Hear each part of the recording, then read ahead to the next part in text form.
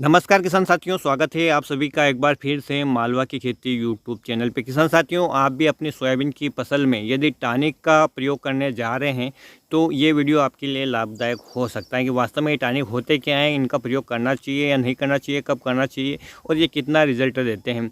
इसकी जानकारी पूरी मैं आपको इस वीडियो में देने वाला हूँ, तो पूरी जानकारी के लिए आप वीडियो को लास्ट तक जरूर देखिएगा। किसान साथियों, जैसा कि आप जानते हैं कि इस वजह से मौसम के कारण कहीं पर कम बारिश हुई, कहीं पर ज़्यादा बारिश हुई है और जो सोयाबीन की फसल की हाइट है वो काफ़ी जगह पे दिक्कत में आई है कि वहाँ पर फसल ने सही तरीके से ग्रोथ नहीं की है, जिसके लिए किसान साथी दुकानदार पे जाते हैं कि फसल की हाइट बढ़ाना है। दुकानदार उन्हें टॉनिक दे देता है, ना जाने उन टॉनिक में क्या क्या चीज़ें दी जाती हैं, अलग अलग नाम से टॉनिक मिलते हैं। और आज किसान साथियों, एक ऐसे ही कृषि वैज्ञानिक हमारे बीच हैं जिनके विचार हैं कि टॉनिक क्या होता है, इनका प्रयोग कब करना चाहिए, कब नहीं करना चाहिए, टॉनिक के बारे में वो क्या कहते हैं। चलिए जान लेते हैं उनके विचार। बाद में मैं बताऊं किसान साथियों कि वो कृषि वैज्ञानिक कहाँ पर हैं और आप उन्हें कैसे फॉलो कर सकते हैं। तो चलिए जान लेते हैं उनके हिसाब से कि टॉनिक की दुनिया कैसी होती है। एक पुरानी कहावत है, बचपन और जवानी में खाया पिया बुढ़ापे में काम आता है। वही नियम फसलों पर भी लागू होता है। जब तक फूल नहीं आते तब तक पौधा जितना भोजन बना लेता है, आगे चलकर उसका ही एक बड़ा भाग आपको उपज के रूप में मिलता है। अब इस भोजन बनाने और उस बने भोजन को उपज रूप में पहुंचाने की व्यवस्था अलग अलग प्रकार की होती है, जिसे समझकर किसान भाई अपनी अच्छी उपज प्राप्त कर सकता है। अक्सर किसान भाई उपज बढ़ाने के उपाय की तलाश में रहते हैं। किसी को लहसुन और प्याज की गांठ फुलानी होती है, तो किसी को अफीम का डोरा बड़ा करना होता है, किसी को मूंगफली में ज़्यादा फलियाँ चाहिए, तो किसी को गेहूं की बड़ी बाली चाहिए, किसी को एक पपीता के पौधे पर 200 फल चाहिए, तो किसी की फसल को अच्छी ग्रोथ चाहिए और अच्छी उसमें फूल और फलियाँ चाहिए। यानी हर प्रकार का अलग अलग टॉनिक के लिए किसान भाई हैं वो तलाश करते रहते हैं। इसी बात का लाभ उठाती विभिन्न कंपनियां जो अलग अलग तरह के उत्पाद बाजार में लाई हैं। कोई हरा रखेगा, कोई फूल बढ़ाएगा, कोई फल बड़ा करेगा, कोई लंबा करेगा, तो कोई छोटा रखेगा। कुल मिलाकर हर स्थिति से निपटने के लिए एक नुस्खा बाजार में मौजूद है। अब किसान भी टॉनिक लेने में पीछे नहीं है, दुकान वाले टॉनिक देने में पीछे नहीं है और कंपनी विज्ञापन में पीछे नहीं। वो जानती हैं कि जो दिखता है वो बिकता है। कुल मिलाकर घर पे छोरो छोरी के लिए टॉनिक मिले या ना मिले, घी मिले या नहीं मिले, फसल को टॉनिक ज़रूर देंगे, सिर्फ इस वजह से कि उपज ज़्यादा मिलेगी। कई बार मिलती हैं और कई बार केवल मन का वहम होता है। आखिर क्यों ज़रूरत पड़ रही है टॉनिक की? अगर फसल अच्छी है, उसका पोषण अच्छा है, तो निश्चित रूप से टॉनिक की ज़रूरत नहीं पड़नी चाहिए। स्वस्थ लोग और स्वस्थ पौधों को टॉनिक नहीं चाहिए। डॉक्टर भी बीमार को टॉनिक देता है, किसी स्वस्थ को टॉनिक देते हुए आज तक आपने किसी को नहीं देखा होगा। इसका सीधा सा मतलब है आपकी फसल में आपको दिक्कत नज़र आ रही है और वो इसलिए है क्योंकि बचपन और जवानी में खाने पीने में कमी रह गई है या मौसम की स्थिति के ऊपर इस प्रकार का प्रभाव आपकी फसल पे पड़ा है। इसीलिए अब आप उसकी जो पूर्ति है वो टॉनिक से करना चाहते हैं। इस टॉनिक से ज़्यादा महत्वपूर्ण है कि आप फसलों को समझना शुरू करें। बीज से लेकर बीज तक अगर आपने किसी फसल को समझ लिया तो निश्चित रूप से आपकी फसल को टॉनिक की ज़रूरत नहीं पड़ेगी और पड़ी भी तो खुद ही आप देसी तरीके से बना लोगे। किसान साथियों, इन विचारों को सुनकर आपको अच्छी तरह से समझ में आ गया होगा कि आपकी फसल की मेन ज़रूरत क्या है।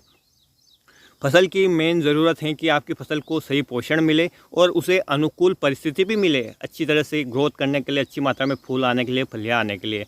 और इस समय की जो अनुकूल परिस्थितियाँ विपरीत रही हैं, लगातार बारिश रही है कई क्षेत्रों में, उसी कारण से फसल ने सही तरीके से ग्रोथ ही नहीं ली। अब पर्यावरण को किसान साथियों आप चुनौती देने जा रहे हो। पर्यावरण के जो कारण या यूँ कहें कि मौसम के कारण जो फसल ने डैमेज लिया है, उसकी पूर्ति आप टॉनिक से कैसे कर सकते हैं, इस बात को ज़रा आप समझिए।